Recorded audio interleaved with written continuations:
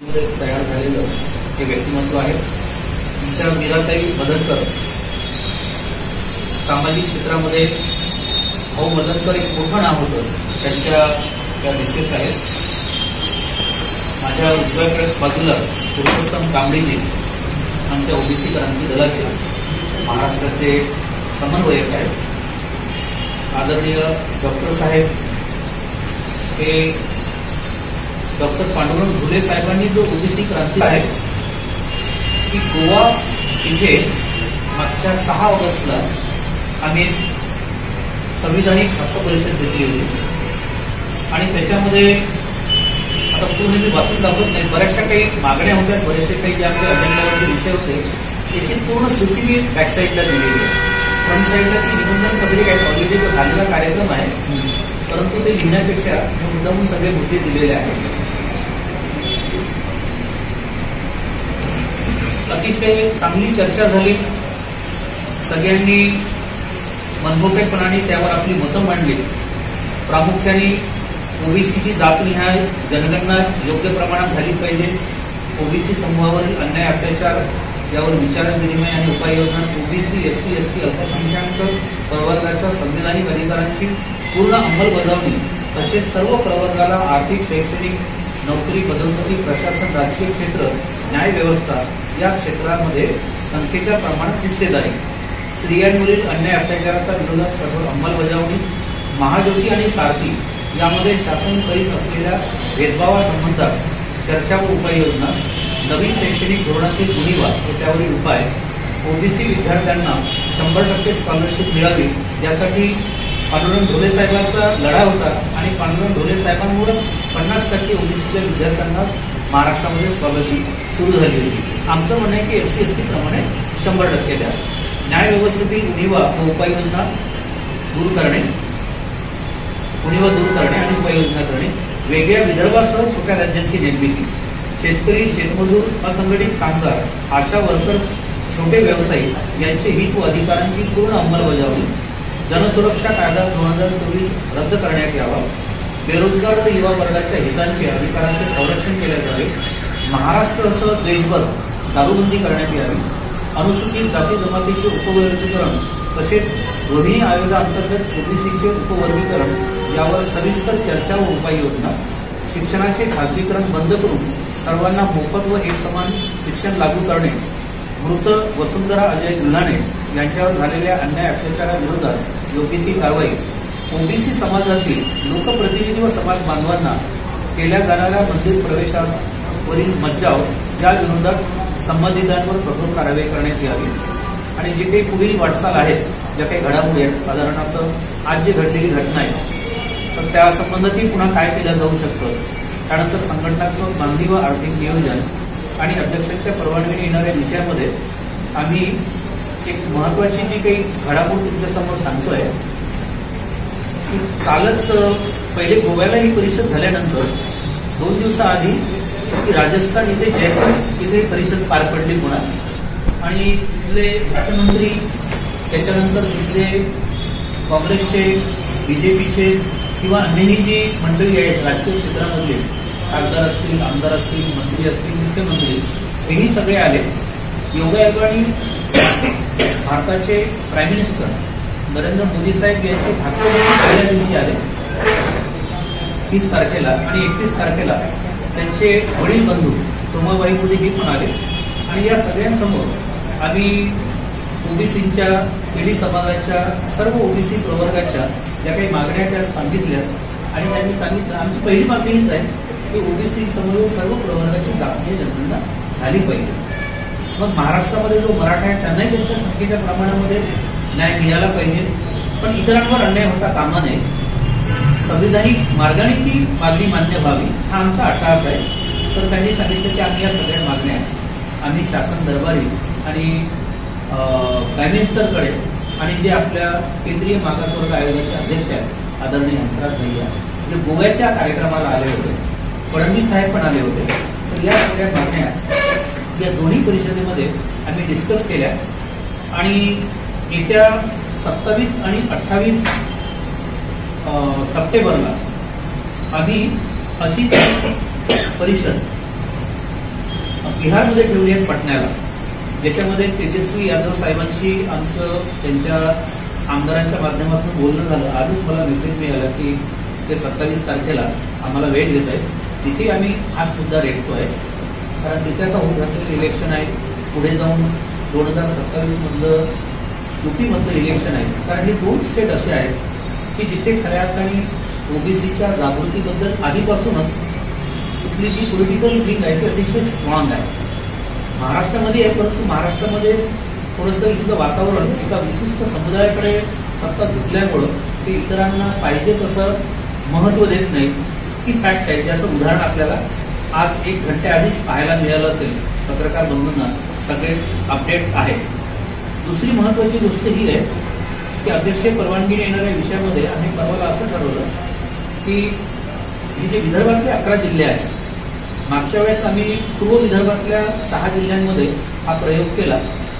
आता प्रामुख्याने वर्धा, यवतमाळ, त्याच्यानंतर वाशिम, बुलढाणा, त्याच्यानंतर अकोला, अमरावती आणि मग शेवटी नागपूर, अशा या 6-7 जिल्ह्यांमध्ये जी काही संविधानिक न्याय हक्क यात्रा आहे ती यात्रा काढायची. प्रत्येक ठिकाणी परिषदा घ्यायच्या, पत्रकार परिषदा घ्यायच्या आणि ओबीसी समवेत कुठल्याही प्रवर्गावर त्यांच्या संविधानिक अधिकारांवर गदा येता कामा नये या पद्धतीने ओबीसी, एसटी, मायनॉरिटी आणि इव्हन सवर्ण या सगळ्यांमध्ये संविधानिक हक्काची जागृती निर्माण करणं, याच्यासाठी ऑक्टोबरच्या पहिल्या आठवड्यामध्ये, अर्थात ऑक्टोबरच्या पहिल्या आठवड्यामध्ये म्हणजे आमच्या तारखाही ठरलेल्या आहेत. 2 तारखेला गांधी जयंती आणि शास्त्री जयंती आहे, लालबहादूर शास्त्री जयंती आणि महात्मा गांधी जयंती. परंतु त्या दिवशी नेमकं दसरा पण आलेला आहे, म्हणून आम्ही 3 तारखेपासून घेतोय. 3 तारखेला वर्धा घेतोय, त्याच्यानंतर सायंकाळी यवतमाळ घेतोय. यवतमाळ आमचा मुक्काम आहे. मग आम्ही 4 तारखेला वाशिम घेतोय, पुढे बुलढाणा घेतोय, बुलढाणा मुक्काम आहे.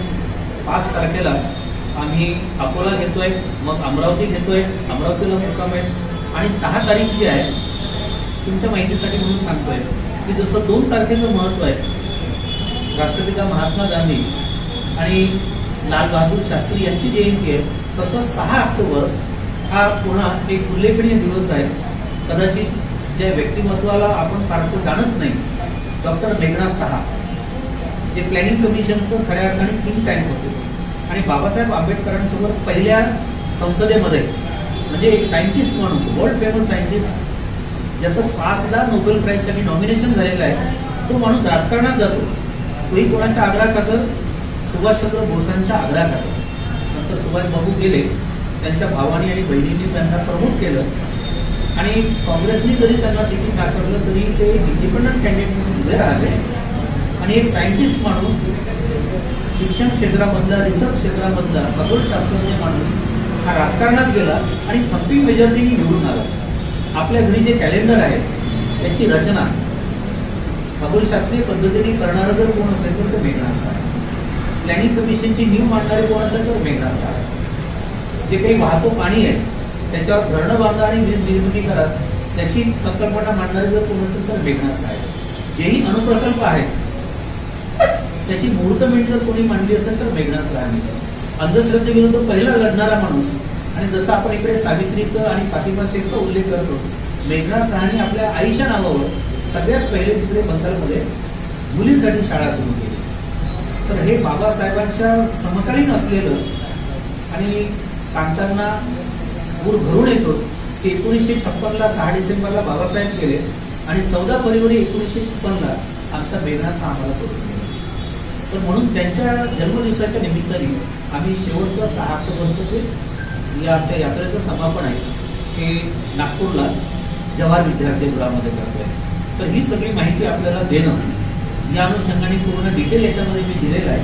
फारसं वाचत नाही, कारण सगळ्या कल्पना आपल्याला आहेत. आपल्याकडनं जर काही विचारणं असतील, खास करून मला असं वाटतं की बा डॉक्टर पांडुरंग ढोले साहेब यांचं अकाली निधन झालं. दुर्दैवाने ओबीसीच्या एका बैठकीमध्ये आम्ही मुंबईला सोबत होतो. 2 दिवस आधी ते आमच्यातनं इथे निघून आले आणि अचानक शेतावर जाता जाता त्यांचा एक सिव्हिअर ॲक्सिडेंट झाला आणि त्याच्यामध्ये ते दगावले. समाजाची, संपूर्ण समाजाची आणि विविध ओबीसी समाजाची मोठी हानी झाली. अतिशय लढवय्या माणूस होता आणि तेव्हाच्या काळापासून MBBS डॉक्टर राजकारणात गेला आणि राजकारणाचं कल्याण केलं. त्याच्या पळीतले डॉक्टर सुरकर आहेत. म्हणून आम्ही त्यांना आग्रह केला की ज्या माणसाने OBCसाठी आणि संपूर्ण आरक्षणासाठी आपल्या जीवाचं रान केलं आणि आपलं जीव धोक्यात आणलं, तर अशा माणसाचं जे संघटन आहे ते पुनर्जीवित असलं पाहिजे आणि ते करण्याचा खऱ्या अर्थाने अधिकार हा डॉक्टर साहेबांना आणि बेले साहेबांनी, कारण ते त्यांच्या तालमीत तयार झालेले होते. आम्ही नंतरची मंडळी आहोत. म्हणून आम्ही यांना आग्रह केला की आपण ही धुरा आपल्या खांद्यावर घ्या आणि गोव्याला आम्ही तो ठराव घेतला आणि सरांकडे जबाबदारी, बेले साहेबांकडे जबाबदारी दिली आणि दुसऱ्या दिवशी 7 ऑगस्टला मंडल दिनाच्या निमित्ताने जे काही बबनराव तायवाडे यांच्या राष्ट्रीय OBC महासंघातर्फे जे मोठं अधिवेशन होतं त्या सगळ्यामध्ये आम्ही सहभागी होतो. पण 6 तारखेला आदल्या दिवशी आम्ही गोव्यामध्येच ही सगळी परिषद घेतली, संविधानिक हक्क परिषद, आणि त्याच्यामध्ये संपूर्ण विषयावर सखोल चर्चा केली आणि त्या मंथनातून जे काही आलेले विषय आहेत आणि पुढची वाटचाल आहे की तुमच्यासोबत शेअर करणं, तुमच्या माध्यमातून प्रिंट मीडियामध्ये, इलेक्ट्रॉनिक मीडियामध्ये, सोशल मीडियामध्ये आपण ती रुजवावी. आणि ही आपली लढाई आहे, आपल्यालाच लढावं लागेल. पत्रकार बंधूंचा रोल यामध्ये अतिशय महत्त्वाचा आहे. तर तुम्ही आमच्या सोबत निश्चित आहात या विश्वासासह मी आदरणीय डॉक्टर विलास सोनकरजी यांना विनंती करतो की आदरणीय पांडुरंग घोडे साहेबांचं OBC बद्दलचं काम आणि त्यांच्या कामाची पद्धत, त्यांचा लढा याबद्दल ते आपल्याला जास्त बोलायचं. एक मी काय म्हणतो की तुम्ही जसं म्हटलं की शिक्षणावरती की संविधानिक मोफत आणि समान शिक्षण मिळालं पाहिजे आहे, परंतु प्रत्येक शिक्षण संस्थेमध्ये धार्मिकीकरण होत आहे. काय तो संविधानिक आहे काय, आणि OBC क्रांतीदल त्यासाठी काय करू इच्छितो? बघा सर, ती प्रेरणा खऱ्या अर्थाने ढोले साहेबांची होती. मी जे म्हटलं की OBCच्या विद्यार्थ्यांना जे SC ST ला तर मिळत होतं ते तर बाबासाहेबांची उपकार आहे. नाही, मी माझा प्रश्न समजले नाही. शिक्षण संस्थांमध्ये जो धार्मिकीकरण होत आहे हा संविधानिक आहे की अविसंविधानिक आहे? आणि जर अविसंविधानिक आहे तर मग OBC क्रांती दल यासाठी काय करत आहे? आम्ही जागृतीच्या माध्यमातून किंवा जिथे आपण तो खाजगीकरणाचा मुद्दा म्हटलेला आहे आणि त्याच्यामध्ये थोडंसं धार्मिकीकरण, कारण नवीन शैक्षणिक धोरणामध्ये नेमकं आपण ज्यातनं बाहेर यायला पाहिजे आणि बाबासाहेबांनी आम्हाला ज्यातनं बाहेर आणलं त्याच्यातच पुन्हा घुसडण्याचं काम या नवीन शैक्षणिक धोरणामध्ये आहे. परंतु होतं असं की सामाजिक काम करणारी माणसं कितीही जरी ओरडली तरी शेवटी शासनामध्ये बसलेली जी माणसं आहेत, ज्यांच्या मोठमोठ्या संस्था आहेत, तेच हे धोरण राबवण्यामध्ये पुरेपूर मदत करतात. त्यांना कुठल्याही प्रकारचा नवीन बदल, म्हणजे फॉर युअर पॉईंट इन्फॉर्मेशन, जेव्हा मी नागपूर विद्यापीठामध्ये सिनेट मेंबर होतो तर त्यावेळेस उत्तराखंडमधनं जे काही आपले पूजापाठ करणारे पुजारी आहेत ते तयार करण्यात यावे असा ठराव आणि MOU नागपूर विद्यापीठ आणि उत्तराखंड विद्यापीठाशी केला होता. मी त्याचा विरोध केला आणि विरोध करताना ज्या लोकांनी मला कोऑपरेट करायला पाहिजे होतं दुर्दैवच नाही केलं सर. त्याच्यामध्ये प्रामुख्याने तायवाडे साहेबांची भूमिका मला नेहमी समर्थनार्थ आलेली आहे, कारण आम्ही चळवळीची माणसं. होतं कसं की ज्यांना ही तळमळ आहे, ज्यांच्यामध्ये ही प्रामाणिकता आहे, दुर्दैवाने त्या प्रामाणिक माणसांना सत्तेमध्ये गेल्याशिवाय किंवा पाठवल्याशिवाय कोणी आवाज उठवणार नाही, ते वास्तव आहे. सोडवला गेला महाराष्ट्र हा त्याच पद्धतीने सोडवला गेला होता. तेव्हा कुठे इथल्या OBCला जे आरक्षण मिळत आहे, जे फायदे मिळतात आहेत ते मिळवून राहिले होते. आणि या माणसासोबत काम करताना खूप काही शिकायला मिळालं. अनेक गोष्टी आहेत ज्या आपण काय म्हणू की या माणसाला म्हणजे समजा आपण एखादी पत्राने तरी कंप्लेंट केली त्या माणसाकडे तर त्याचं रिप्लाय, त्याचं उत्तर त्या कार्यकर्त्याला मिळायचं आणि मी विधानसभेमध्ये किंवा मंत्र्याकडे काय केलं त्याचीही फक्त त्याला पाठवायची आणि हे तुझा प्रश्न सुटलेला आहे. म्हणजे एवढी पोच देणं आज कुठलाही आमदार करत नाही. तर अशा पद्धतीचं त्या माणसाचं काम होतं आणि त्या माणसासाठी लोक खिशातून पैसे काढायचे निवडणूक असताना. म्हणजे असाही माणूस मी पहिल्यांदा पाहिला. लोक गोळा करायचे त्या माणसाच्या निवडणुकीत होता.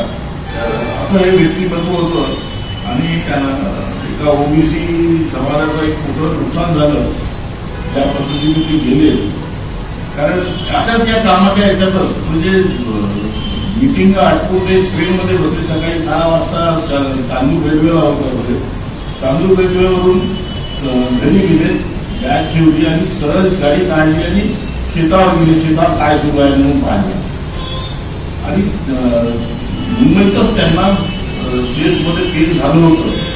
तर त्यांनी काही लोकांना त्यांनी सांगितलं किंवा फायलीवरतीच सोडून दिली विधानसभेला. आणि मग त्यांना सांगितलं की तुम्ही जा डॉक्टरांकडे, आपली सगळे सोयी आहेत. ते काही गेले नाही. त्यांनी वाटलं मी डॉक्टर आहे, काय होते बघू. म्हणजे कधी कधी त्या कामाच्या चक्करमध्ये आणखी ट्रेनमध्ये बसले आणि त्यांना गाडी ड्राईव्ह करताना हात टाकला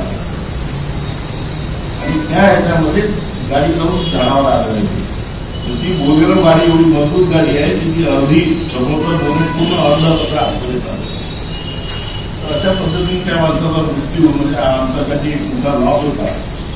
आणि आता यवतमाळचे डॉक्टर काय आहेत, साहेब आहेत, त्यांनी आग्रह धरला की आपण ते परत कामाला लागूया. तुम्ही सुद्धा ही जबाबदारी स्वीकारली शैक्षणिक आणि भविष्यात आता पुढे त्यातले जरा काम आम्ही करणार.